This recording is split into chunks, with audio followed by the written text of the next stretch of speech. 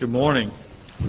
Trust that God gave you a good rest and we're ready to spend a rather heavy morning considering what happened in this part of the country, or at least in what I call our country, when the other country invaded us. This is the quote of the day. Now, the quote of the day from Wendell Phillips, abolitionist, probably the most prominent spokesman for the abolitionist.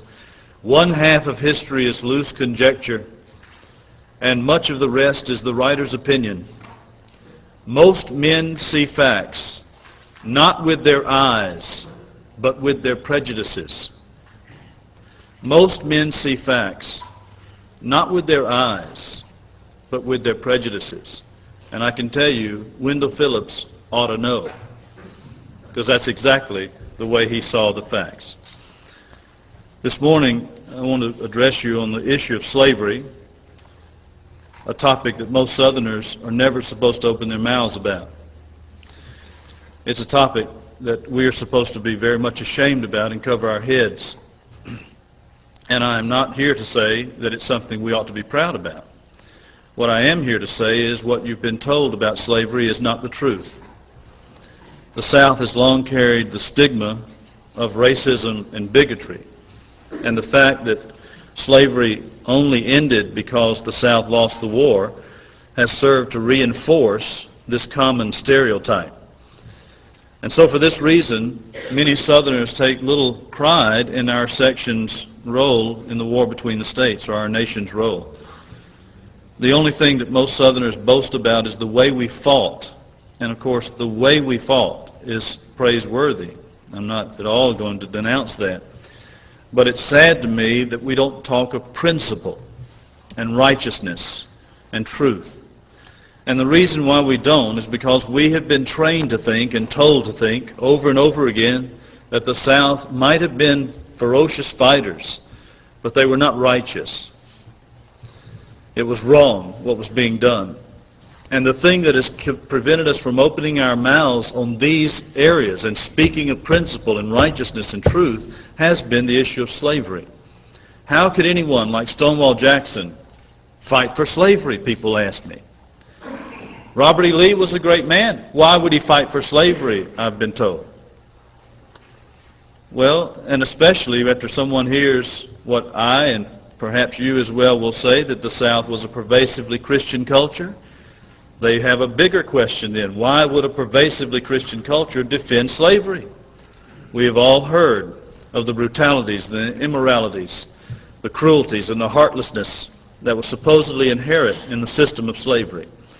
We have heard of the breaking up of slave families, the forcible rape of slave women, the brutal beatings that were, they say, commonplace, the horrible living conditions, the unrelenting work schedule, the back-breaking routine, all of which, they say, go together to form the crushing oppression that was slavery in the South. One historian said it was a condition that shames the modern world. And the truth is, Southern slavery is open to criticism because it did not follow the biblical pattern at every point. It was not voluntary but coercive. It was not purely punitive. There were laws against abusing slaves and killing them without just cause, but not always were these laws as specific as they could have been. No one can defend the abuse that slaves endured from time to time. No one better ever excuse the immorality that some masters indulged in. No one can justify the laws against teaching black men and women to read and write, or the separation of families that sometimes occurred. These were sad realities, and my purpose in this hour is not at all to condone any of that where it occurred. I have no interest in defending racism, which underlay and undergirded the system and pervaded North and South, and I trust that you would agree as well. The question, however, needs to be asked: how widespread were the instances of unbiblical and ungodly treatment on the part of Southern slaveholders? Were these abuses commonplace, or were they exceptional? And my concern in this hour is to lay out the facts that are not spoken in public anymore.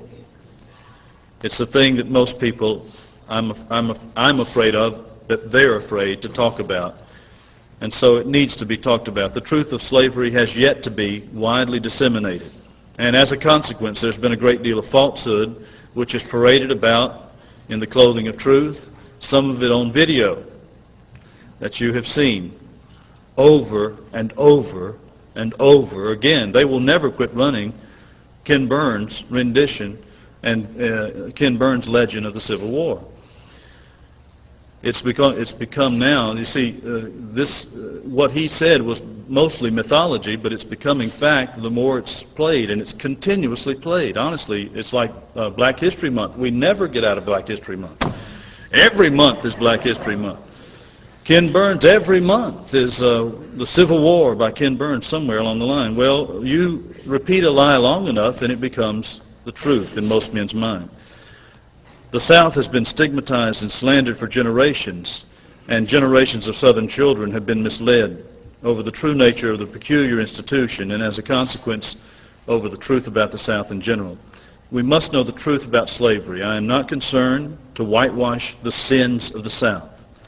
I think they need to be acknowledged and repented of. I'm not concerned to whitewash the sins of the North either. They need to be acknowledged and repented of. But let the record be truthful. At least, where there's sin, we freely confess it and forsake it. But let not lies hold the place of truth any longer. So, let's begin by thinking about the nature of slavery in the South. The first thing that has to be remembered is that slavery was not widespread. Only 8 to 16% of the families of the South ever owned even one slave. Most people in the South never owned slaves. My family didn't. Most likely, your family didn't, unless it was an unusually wealthy or well-off family in some way. Most people in the South were not slave owners. I think over 80%, but at least 80%. And so we're talking about a very small percentage of the population who owned any slaves. Now, of that percentage who did own slaves, fully 86% of them owned 5 or fewer.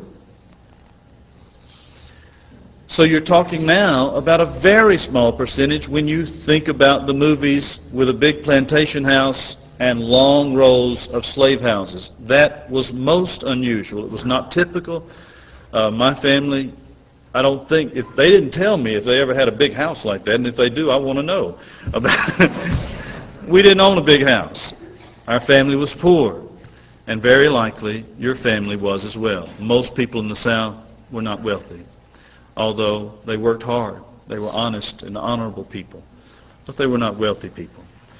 We're talking about a very small percentage of the population, but let's not use that as an excuse.